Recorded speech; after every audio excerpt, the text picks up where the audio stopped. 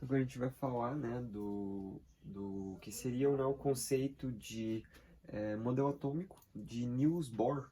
Então, Niels Bohr, ele, no caso, explicou algumas coisas das quais Rutherford não conseguiu.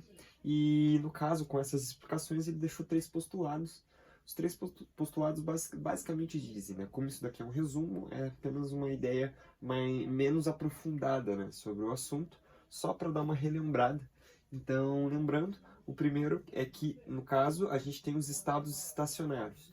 Os elétrons, né, nas camadas, eles possuem, no caso, a tendência de se manter na própria camada, a não ser que eles sejam excitados, né, agitados de alguma maneira.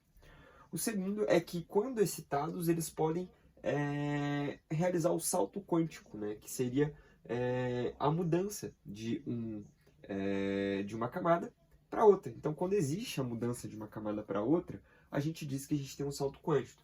Então, lembrando, né, no caso, as camadas a gente classifica de 1 a 7 como K, L, M, N, O, P, Q.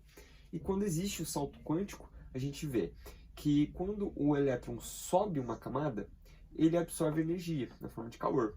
Mas quando ele desce uma camada, né, quando ele desce uma camada na eletrosfera, a gente diz que ele libera energia. E isso acontece na maneira de fóton, né, ele libera luz. Isso explica porque quando você aquece, né, com chama, tipos diferentes, né, de materiais, eles soltam um espectro diferente de luz, justamente, né, por existir camadas e elétrons diferentes, né, para cada tipo de elemento químico.